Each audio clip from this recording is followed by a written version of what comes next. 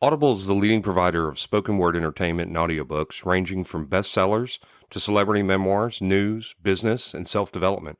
Every month, members get 1 credit to pick any title, plus 2 Audible originals from a monthly selection, and access to daily news digests from the New York Times, the Wall Street Journal, and the Washington Post, as well as guided meditation programs. Between a full-time job in IT and a full-time job in podcasting, it gets harder and harder to sit down and read the books I'm interested in. This is where Audible comes in. I can listen on my daily commute, relaxing, or while out running errands and still get in the books I've been wanting to get into. You can download titles and listen offline anytime, anywhere. The app is free and can be installed on all smartphones and tablets. Now you can try Audible risk-free with a special 30-day free trial by visiting audibletrial.com/nerdery and murdery. That's audibletrial.com/nerdery and murdery. Don't let your busy life get in the way of that great book you've been wanting to read. Go get your free trial of Audible today. This podcast is sponsored by BetterHelp. This is Geoffrey, and we've talked about many times before that I experience problems and struggles with my mental health, and really without a healthy mind, being truly happy and at peace is hard. The good news is therapy does work. It's helped for me, but what is therapy exactly? It's whatever you want it to be. Maybe you're not feeling motivated right now and would like some tools to help. Or maybe you're feeling insecure in relationships at work, or you're not dealing well with stress. Whatever you need, it's really time to stop being ashamed of normal human struggles, and it's time to start feeling better because you deserve to be happy. And now you don't have to worry about finding an in-person therapist near you to help. BetterHelp is a customized online therapy that offers video, phone, and even live chat sessions with your therapist, so you don't have to see anyone on camera if you don't want to. It's much more affordable than in-person therapy, and you can start communicating with your therapist in under 48 hours. So join the millions of people who are seeing what online therapy is really about. It's always a good time to invest in yourself because you are your greatest asset. And there's a special offer to Nerdery and Murdery listeners. You can get 10% off your first month of professional therapy at betterhelp.com/nerdery and murdery. That's betterhelp.com/nerdery and murdery. Thanks again to BetterHelp for sponsoring this podcast. Calling out around the world, calling out around the world. Radio Free Europe, Radio Free Europe.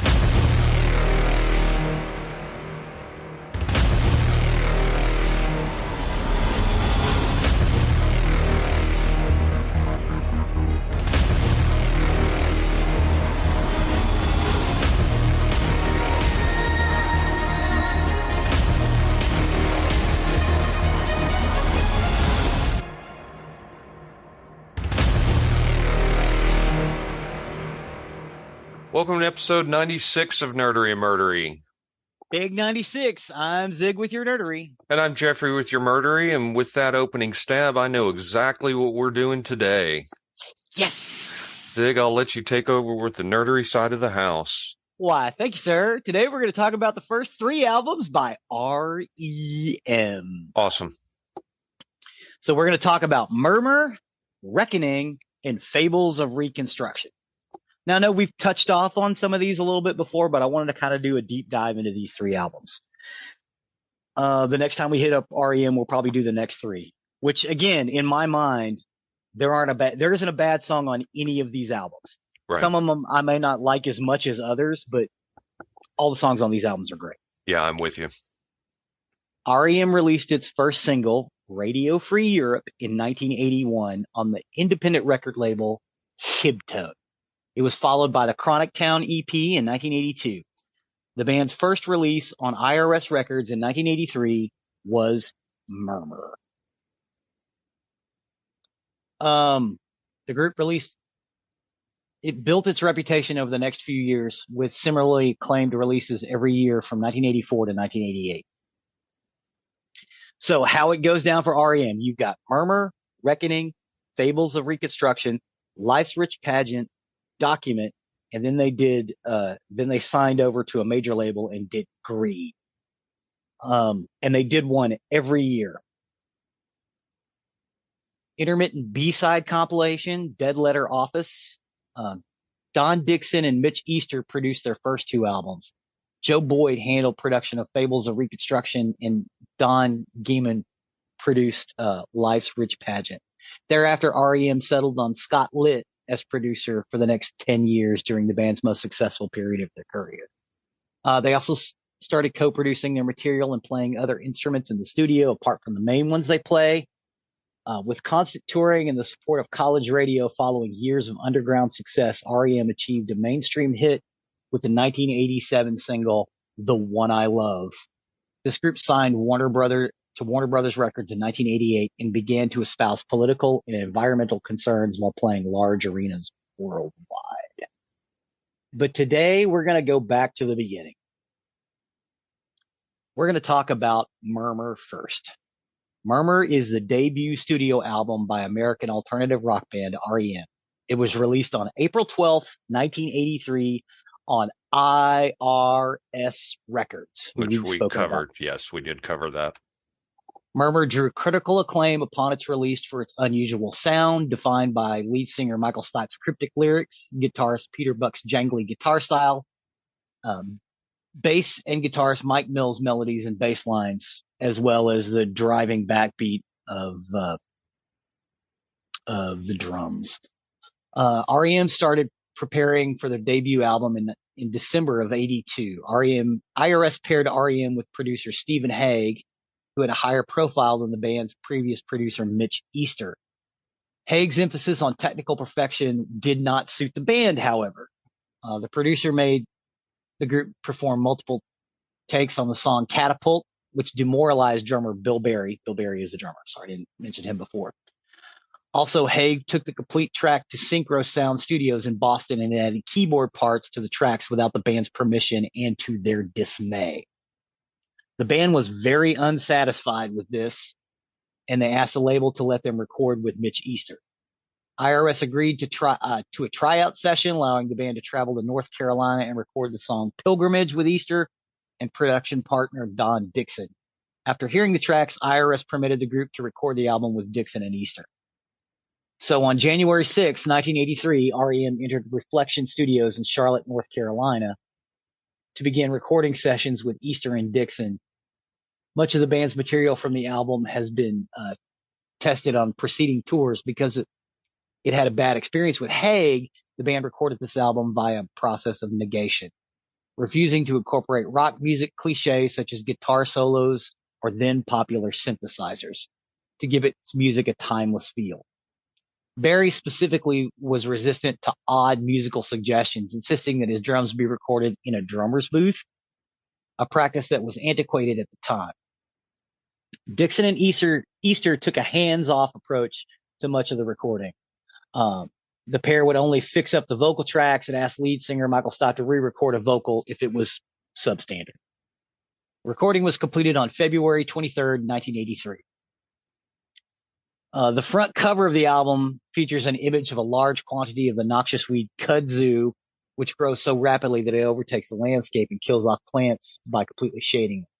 The trestle featured on the back cover of the original vinyl LP release, originally part of the Georgia Railroad line in downtown Athens, has become something of a local landmark. Plans to demolish the trestle, now commonly referred to as the Murmur trestle, met with public outcry. On October 2nd, 2000, the Athens Clarke County Mayor and Commission voted to save the trestle. In 2012, the local government said it cannot afford to keep it and declared in 2016 that it would likely come down. Later that year, the Athens Clarke County Commissioner suggested that the trail tax could fund its existence. The Murmur trestle was approved for demolition in 2019, and work began in 2020 to destroy it. A replica of the original trestle is intended to be constructed, as well as preservation of some of the original trestle. So when they shot the cover of the album in 1981, 1982, the back cover, that trestle had not been used in 30 years, and it has not been used since. So they eventually had to tear it down because, people were going around taking pictures of it, walking on it. and it was unsafe. And I know that railroad trestles aren't the safest thing to begin with. There was one over off of Meadowbrook Boulevard, not Meadowbrook, Meadowcreek. Meadowcreek? Is that right? Meadowcreek? It was over in your neck of the woods. Yeah. The trestle that high school kids used to hang out at. Yeah, Meadowbrook or Meadow Creek. I can't remember which. Yeah. Yeah. I know my dad used to live over there, and I would see it passing by. I was like, I wonder if that's the trestle the kids hang out with from Southwest. So yeah, they're going to rebuild the trestle, and they've killed all the kudzu. They've finally gotten rid of it. But they're going to, from what I understand, they're going to basically put something else to cover it that's more native instead of the, invasive species that is kudzu. So it'll look like it did on the back of the album.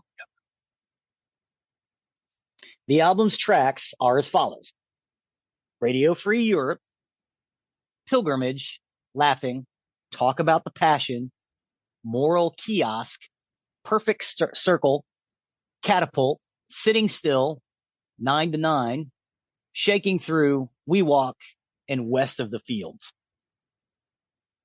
And again, there is not a bad song on this album.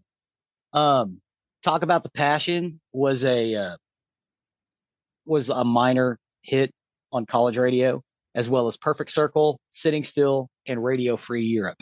As a matter of fact, Radio Free Europe also played on regular radio stations. It wasn't big, but it was. Radio Free Europe is one of my favorites of theirs. Yeah, and it's one of their first recordings, which is amazing. But yeah, this is the album that was just catapulted them. Because again, they were running around with the likes of McConnell's and some of those other bands, Pylon. Just running around the Athens music scene, making it big. And they did the Hidtone record, the EP. And then IRS signed them and they did this, and it blew up. But not in the way that national acts blew up. R.E.M. really didn't become a mainstream national act until 10 years later, probably. The next album that they released was Reckoning, alternatively titled File Under Water. They did this a lot. Document number 5 is called File Under Fire. The collection of hits that IRS released from them, called Eponymous. That was the title of it's not an eponymous album. The name of the album is Eponymous, which I thought was hysterical. Is also alternately titled File Under Grain. They kind of did this for a few years. They stopped doing it after a while.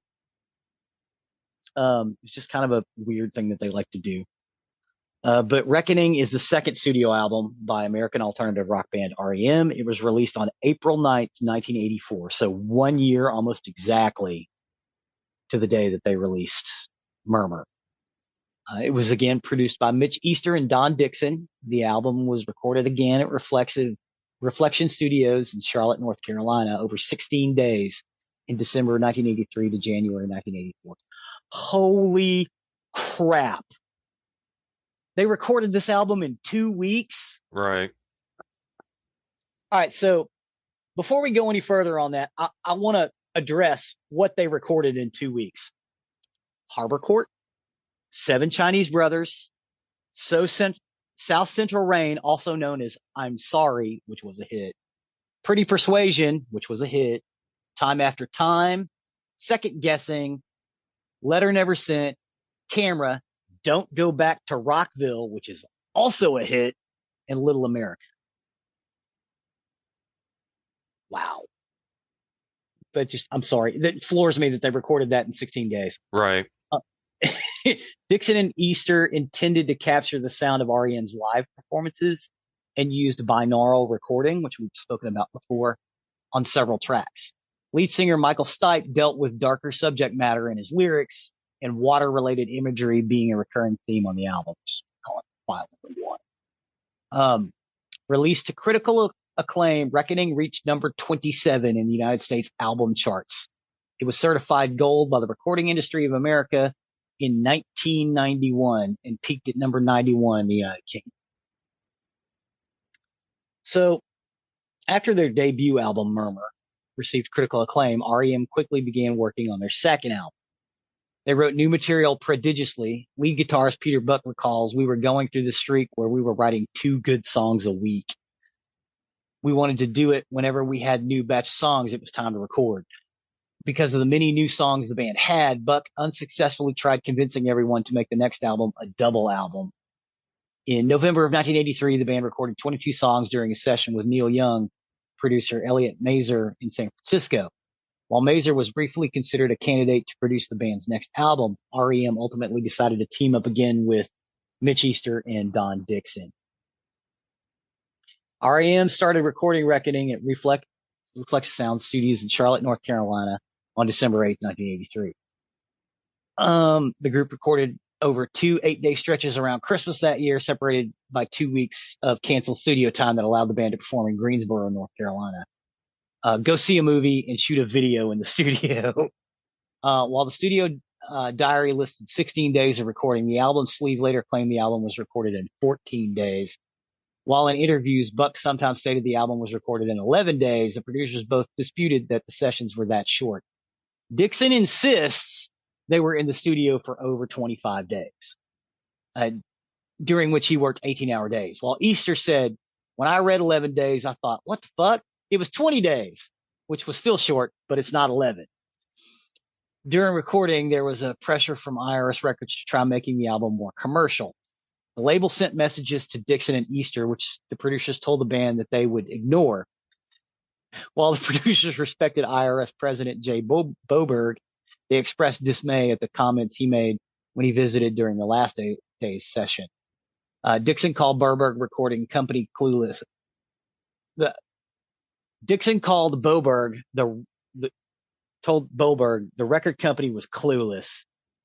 While Easter said, "I get along with Jay Boberg, okay, but now and again he would express an opinion that would make me think, holy shit, because it would strike me as really stupid and teenage." Buck said he was grateful that Dixon and Easter acted as a buffer between the band and its label. He said that it got to the point where, as much as I respect the guys at IRS, we basically tried to record the records so they wouldn't know when we were recording it.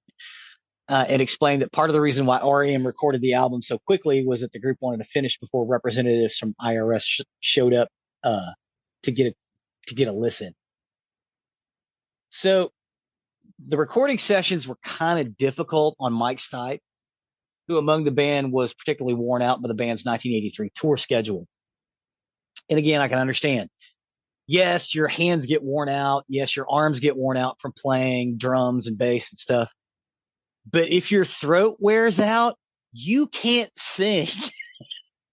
It's like us. We can't really do this when we have really bad sore throats. We just can't. Sometimes we have to change our recording schedules.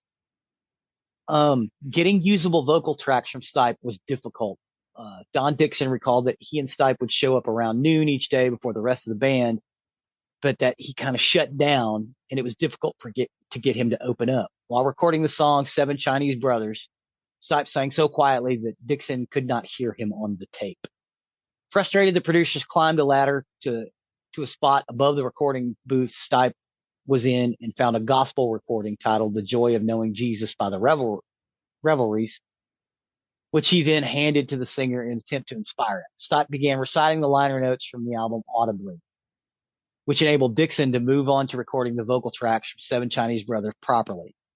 The initial recitation take was later released in 1987 as Voice of Harold on the compilation Dead Letter Office. So if you want to hear him recite these lyrics audibly, if you pick up that Dead Letter Office album, it's titled Voice over Harold. So it was recorded on the roof of the studio.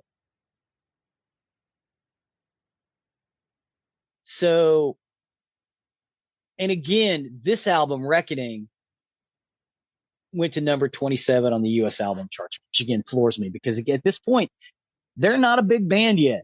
I mean, again, they play college radio. They play little independent radio stations like RKNON, stuff like that, but they're not really playing REM on the regular radio stations. Regular radio stations are playing either new wave or heavy metal at this time. There's not a lot of in between. They didn't do a whole lot of Americana then. Of course, you have the exceptions. George Gamarek on the new music, the new music show on KZEW, but that was like one night a week for a couple of hours. We really weren't getting this out in the mainstream. The only place you heard it was basically on college campuses. What do you think about this one? I'm not as familiar with this one. Really, the Don't Go Back to Rockville is about the only one I'm really familiar with on this one. Okay. Great song. Yeah. Beautiful song. Love that song. The next album that they made was Fables of Reconstruction, also known as The Reconstruction of Fables. It's the third studio album by American alternative rock band R.E.M., released on IRS Records on June 10th, 1985. The Joe Boyd produced album was the first recorded by the group outside the United States. It is a concept album with Southern Gothic themes and characters.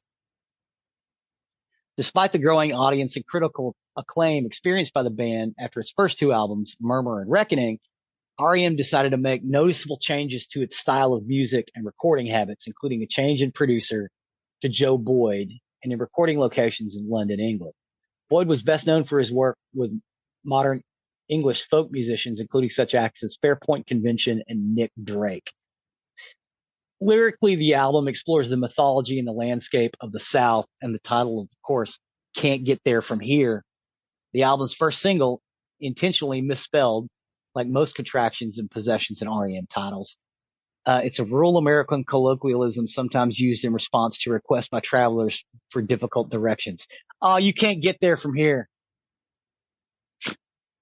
The video for the song received airplay on MTV. The opening song, Feeling Gravity's Pull, describes falling asleep while reading. Michael Stipe's lyrics also reference surrealist photographer Man Ray. Setting the tone for the album, the song was a musical departure for the band, making use of dark, chromatic guitar figures by Peter Buck and a string quartet. While R.E.M.'s previous album had opened with rhythmic, jangly rock songs, Maps and Legends fits the earlier sound of the featured distinctive harmony vocals by bassist Mike Mills, singing different lyrics from Stipe. The song is dedicated to the Reverend Howard Finster, a noted outside artist whom the band considered to be a man of vision and feeling, and a fine example to all. Finster created the album sleeve for R.E.M.'s Reckoning the previous year. Driver 8 describes the scenery surrounding railroad tracks in somewhat abstract terms. Trains are a frequent motif in rural American music, suggesting the freedom and promise of an escape from one's home environment. Driven by a distinctive guitar riff, Driver 8 was one of the songs on the album to receive college radio play, and a record company also authorized a music video, beginning with a soft introduction. Life and How You Live It changed through another atmospheric folk rock arrangement and reference storytelling without mentioning him by name. The song was about Athens, Georgia author Brivis Meekis and alludes to the live performance on the And I Feel Fine bonus disc. Meekis wrote a book titled Life, How to Live, and had it printed only to have all existing copies of it stacked in his closet. Much of the band's songwriting material of this era also came from members' own experiences traveling through the country in near constant tours over the previous several years, as well as an increasing sense of political activism, which would find expression on the subsequent album, Life's Rich Pageant and Document. Stipe later said, this previous lyric never really had any literal meanings, and by the time he had begun to write lyrics that told stories, the song Green Grow the Rushes is a prime example, which contains the line, the amber waves of gain, is thought by biographer Marcus Gray to be about migrant farm laborers and also alludes to the folk song Green Grow on the Rushes. Natalie Merchant is quoted as saying, "I was doing a lot of research about the genocide against the Native American Indians, and me and Mike made a pact. They would both write songs about their plight."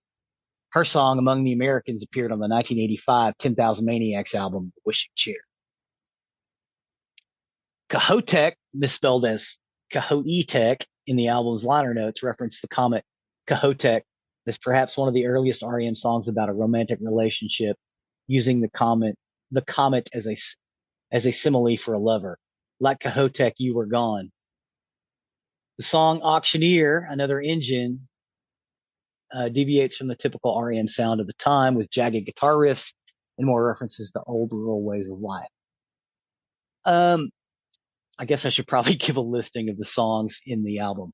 So the songs are Feeling Gravity's Pull, Maps and Legends, Driver 8, Life and How to Live It, Old Man Kinsey, Can't Get There From Here, Green Grow the Rushes, Cahotek, Auctioneer, Good Advice, and Wendell G. They kind of talk about Driver 8, but honestly, the idea behind Driver 8, I have always heard, is that the song is about they're closing down this train yard. And there's one train that's still out, and they're calling him to come back into the yard so they can close it out. But Driver 8's going really slow because he really wants to enjoy his last train ride. So that was a hit. That was an indie hit. You're familiar with Driver 8, right? No, I'm not really familiar with this album at all. This is probably before I was really familiar with REM, so I haven't heard a whole lot of this one. Okay. Can't Get There From Here and Driver 8 are exceptional. I think they're both on the eponymous album. Wendell G is a pretty good song. It's not one of my favorites. But again, still not a bad song on the album. Every song is well crafted. I always like Cahotek. Auctioneer's pretty good. Good Advice. Old Man Kinsey is also a pretty good song. But again, it's that whole idea of Southern Gothic literature, how the idea of the past was always better than it actually was, and how it's about crumbling infrastructure and stuff. That's what this record is about.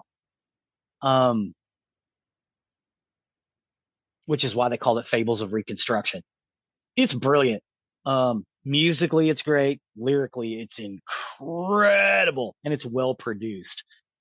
Again, their first 6 or 7 albums are great, and there's not a bad song on them. But this one is one of the ones where they start to turn towards what we would be more familiar with.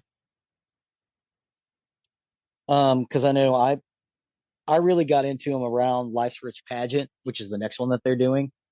But I went back and listened to this stuff when I was a couple of years older. And Document would have been my first one to really knowing who REM is. Yeah, well, Document was huge. It played on regular radio.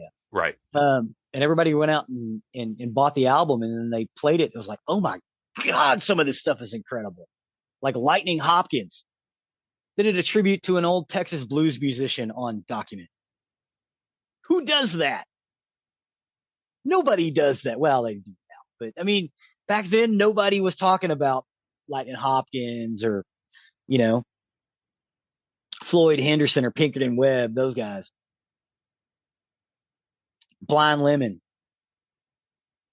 Nobody talked about those little guys, but even though that they basically were the foundation for American music.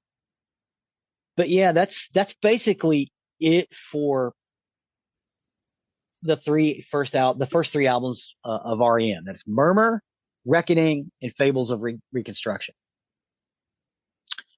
I like Fables of Reconstruction. I think I would have liked to hear what Mitch Easter could have done with it later on. Mitch Easter was really big in re-recording and getting some of the stuff by Big Star out and re-released and out to the public. That's kind of how he got his start in music, especially with Alex Chilton. Mm-hmm. Someday I will cover Big Star. most of the music that we hear nowadays is not necessarily directly influenced by Big Star, but they're indirectly influenced by Big Star. So we will probably talk about Big Star's 3 albums because they only made 3 albums.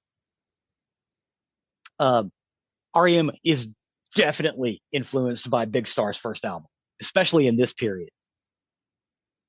But yeah, that's basically it for these 3 albums. Other than get out and listen to them. There's not a bad song on the album. Yeah, I probably need to listen to more of these because as we've talked about before, I really like R.E.M. The stuff I've heard, I've rarely heard a bad R.E.M. song until Automatic for the People, which I don't think is a great album. No, it's not. There's some great songs on it. Yes. Yeah, it's compared to what was coming out at the time. It wasn't necessarily a bad album, but it wasn't up to the caliber of everything that preceded before on R.E.M. But I mean, you think about it. So you got Murmur, Reckoning, Fables of Reconstruction, Life's Rich Pageant, Document, Green, Out of Time. They did 7 albums straight where there wasn't a bad song on it. Mm-hmm. Most bands go their entire career without making 7 great albums. And again, Automatic for the People compared to other stuff was fine. Compared to those 7 albums, it was a little less, but and then Monster after that was not bad. But, you got to slow down at some point. At this point, by the end of this period, this is, 1985. Oh, and for Fables of Reconstruction, R.E.M. kind of co-opted an old an old tin sign from a bicycle company in the South. So that was on t-shirts everywhere they went. Didn't even say R.E.M. on it. It was the bicycle sign logo that they had on t-shirts and they sold during the Fables of Reconstruction tour. I've included a picture of that sign as well.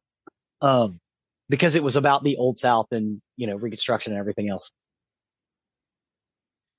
I have made a YouTube playlist of all of the songs on these albums as they were originally recorded. They have been re-released with extra stuff. I didn't record the extra stuff in our lists because I wanted them to have that YouTube playlist feel of how the actual album went step by step.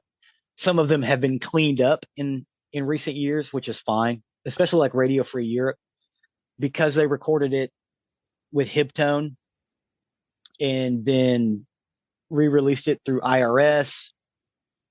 It needed to be cleaned up a little bit because it's kind of hard to hear. Just because it's been recorded and dubbed over to a different tape and dubbed over.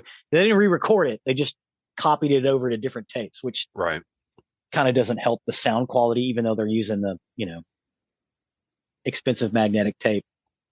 You really want the original masters and then clean them up through that. But yeah, I listed them that way. But yeah, to all our listeners, if you guys are into music, if you haven't heard R.E.M.'s back catalog before they got really famous, this is the stuff you should listen to. Because some of this stuff sounds like it was recorded last week, not 40 years ago at this point. God, we're so old. Yes, we are. But that's about it for R.E.M. Thanks for taking that trip with me. No problem. Always like to hear some music suggestions, and being familiar with R.E.M., it's not much of a suggestion for me, but definitely for our listeners, go out and listen to R.E.M. So with that, we'll take over on the murdery side of the house. Murder. For today, I got my information off All That's Interesting, Wikipedia, Criminal Minds Wiki, and Murderpedia, and this is the story of Fritz Haarman. Fritz Haarman. So Friedrich Heinrich Karl Fritz Haarman was a German serial killer known as the Butcher of Hanover, the Vampire of Hanover, and the Wolfman, who committed the sexual assault, murder, mutilation, and dismemberment of at least 24 young men and boys between 1918 and 1924 in the city of Hanover. Excuse me, is this the guy they made the movie about? Back in the 20s or Uh, 30s with Peter Lorre as the bad guy. oh gosh, I don't know. I didn't see Oh my that name in my God. notes. Oh, I can't remember the name of the movie. It's been You, years since I've seen it. you may have to look that up. Yeah, I'm gonna look that up. Well, Fritz Haarman was a popular butcher in 1920s Germany until they found out that his meat was human. Oh my God. Haarman Sweet was, Todd. yes. Haarman was found guilty of 24 of the 27 murders for which he was tried and sentenced to death by beheading in December 1924. In addition, in accordance with German practice, his honorary rights of citizenship were revoked, and he was subsequently executed by guillotine in April of 1925. For 6 years, Fritz Haarman used his position as a police informant to hide in plain sight while he carried out at least 24 grisly murders that earned him the nickname the Vampire of Hanover. Wow. In the 1920s, Fritz Haarman was known as a successful seller of secondhand clothes and was beloved by housewives for his endless supply of cheap meat until they learned he harvested both of his products from slain runaway boys. The people of his native Hanover all thought Fritz was something of an oddball, but friendly and certainly harmless, and even the police liked him, and he worked for them as an informant while he carried out a horrifying killing spree right under their noses. Once his crimes were discovered, Haarman became notorious as the Vampire of Hanover, who killed his victims with a love bite that went right through the windpipe. Also called the Butcher of Hanover, he ultimately confessed to nearly 30 murders, but police suspected he killed dozens more. Born on October 25th, 1879, to a morose father known as Sulky Ollie, Frederick Heinrich Karl Haarman was doted on by his invalid mother. The youngest of six, he loved playing with dolls, wearing dresses, and avoiding other children, especially boys. Haarman was a quiet child with few friends his own age or gender and who seldom socialized with any children outside of school with the exception of his siblings. From an early age, Haarman's behavior was noticeably effeminate, and he was known to shun boys' activities, instead playing with his sister's dolls and dressing in their clothes. And he also developed a passion for both needlework and cookery, and would develop a close relationship with his mother, who spoiled her youngest child. Reportedly, Haarman's father married his mother when she was 41 years old and 7 years his senior, largely due to her wealth and substantial dowry. Their marriage would eventually bring him. Haarman Sr. was known to be argumentative and short-tempered, who through several affairs he conducted through his marriage would contract syphilis in his later years. Despite being authoritarian who had little time for his children and a notorious womanizer, Haarman's parents remained together until his mother's death in April 1901. In 1886, Haarman began his schooling, where he was noted by teachers to be a spoiled and mollycoddled child who was prone to daydreaming. Although his behavior at school was noted to be exemplary, his academic performance was below average, and Haarman had to repeat a school twice. On one occasion, when he was about 8 years old, Haarman was molested by one of his teachers, although he never discussed this incident in detail.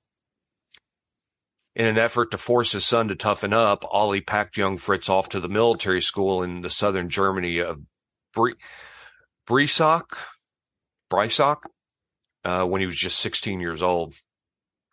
Breisach? Yeah, might as well. Yeah, sure. Sounds like a plan. That's as good as my German's going to get on that. Yep. Although the boy enjoyed his time there, after just a few months at school, he discovered that he had epilepsy. And dismissed from the school due to his condition, he worked at his father's cigar factory for a year before committing his first crime, sexually molesting young boys. Captured and charged by the police, he was consigned to a mental asylum.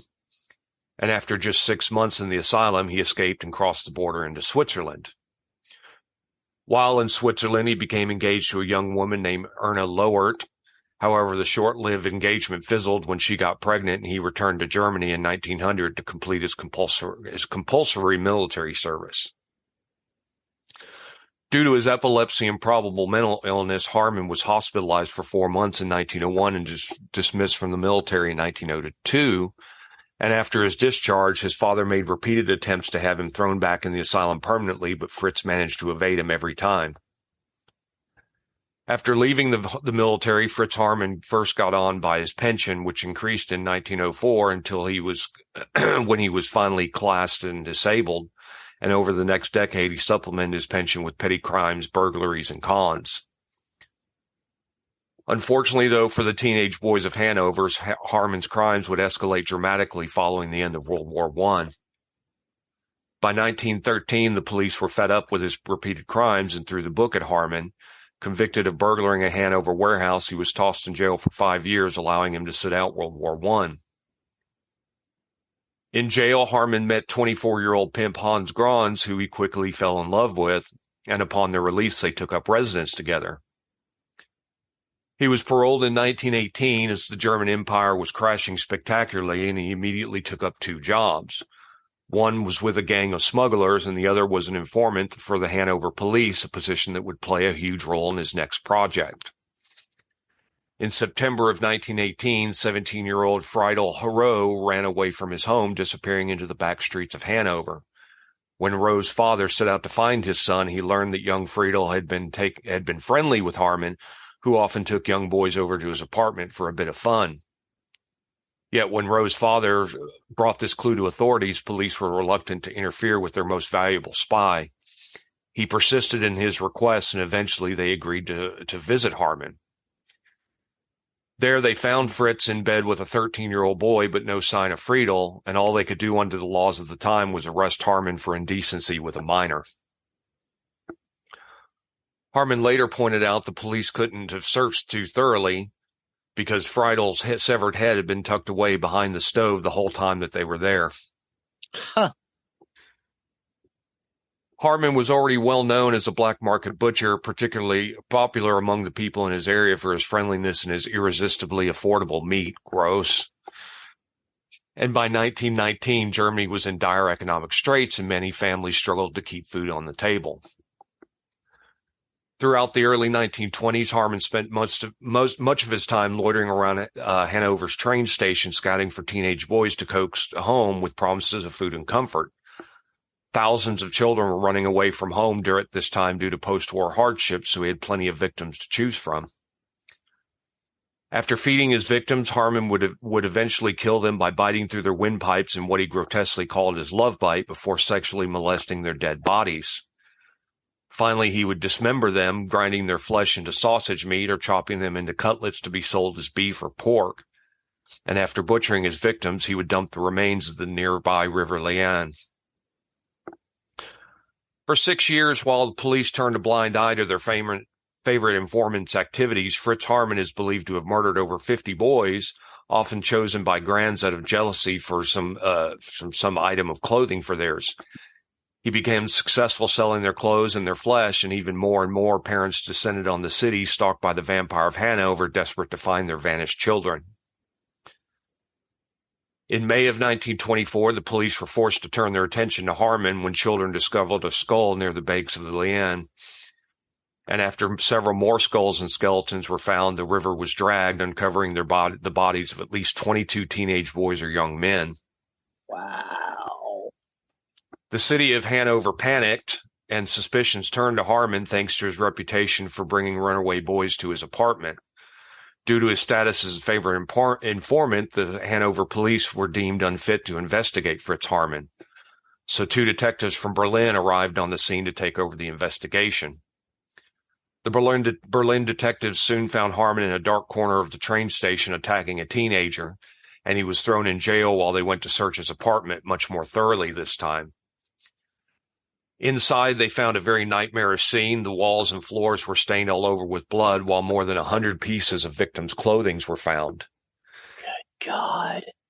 And while in custody, the vampire of Hanover was only too happy to confess his crimes. When he asked how many he'd killed, he casually replied, 30 or 40, I don't know.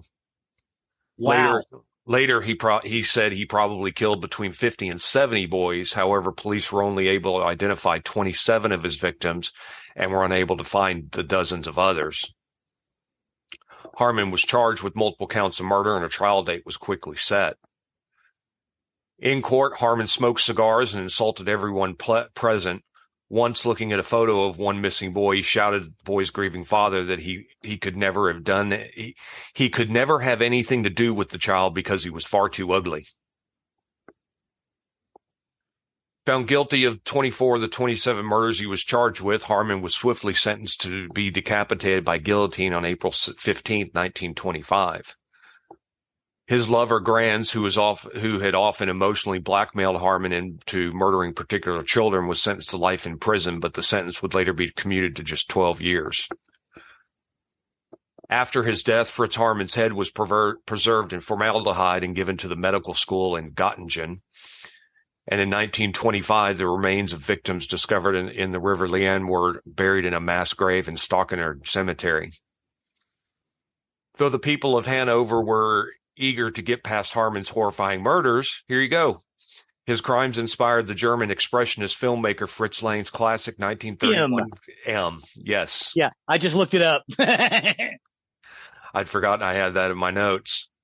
In M, both the police and criminals in a large German city hunt for a serial killer who preys on young children. Fritz Haarman and Hans Grön's grisly crimes had one other tragic effect, though. Although homosexuality was illegal in Germany at the time, it had largely been tolerated for some years. With the lurid stories of Haarman's sexual violence and Grön's sickening cruelty, a wave of homophobia swept across the country. As the hearts of most Germans hardened towards the plight of gay men, the path was cleared for the later campaign of murder against homosexuals carried out by the Nazis. Mm-hmm. Hans, however, survived to a ripe old age, dying in Hanover in 1975. And decades later, in 2015, the medical school in Göttingen, tired of storing Fritz Haarman's preserved head, they cremated it, thus doing away with the last traces of the Butcher of Hanover or the Vampire of Hanover. Wow. And that is the story of Fritz Haarman. Well, thank you for that. Sorry, I'd forgotten about my note about it becoming a film. Fritz Lang's M. I was like, dude, I know this story. Yeah, the whole town's looking for this guy. And the cops are reluctant to catch him. I know I've seen this. And it was Peter Lorre. Well, Peter Lorre is great in this. If you've never seen it, it's pretty good. Awesome. I may have to give that a watch. Yeah, it's a talkie. It's the first time Fritz Lang used sound, although I want to say the dialogue was still title cards. Huh. Or it may just be because I was reading it in English, not in German. Right. Same with subtitles, maybe. Yeah. Maybe. Awesome. Well, glad you remembered that. Sorry, I forgot that. It's all good, man. Try to keep a lot of this in my head. It's hard. You know, we've done what is it? 95, 96. This is 96. 96. Fast approaching 100. Plus, at this point, 11 exclusives we recorded. Is that right? 11 or 12? 11. Yeah. Yep. Awesome. Well, thank you for taking that journey with me. That takes us to the end of another recording week. As always, you can find our information on nerdery.com, where you can find links to our episodes, plus pictures of the things we've talked about. Plus, you can find a link to our YouTube. That is right. Our YouTube page has got an episode for every nerdery that we've done, or a playlist to kind of let you look and see what we've talked about, especially like the music and stuff like that. It's all on there. You can check it out. Plus things that we think are funny and peeks behind the scenes. Awesome. Really appreciate all the work you do on that. Thank you, sir. You can also find the link to our merchandise, where if you wish to show off your nerdery murdery fandom, please do consider going there and picking up some of our merch. And you can also find the link to our Patreon, where if you wish to donate to our show, help keep us going with this. It does cost to keep this show on the air, so do please consider becoming a patron. We appreciate each and every one of you. Please and thank you. Please and thank you. And last but not least, please don't forget to leave a 5-star review wherever you can. It helps us and helps others find our content that may be searching for us. So with that, I have been Zig with your nerdery. And I'm Geoffrey with your murdering. Cue the music.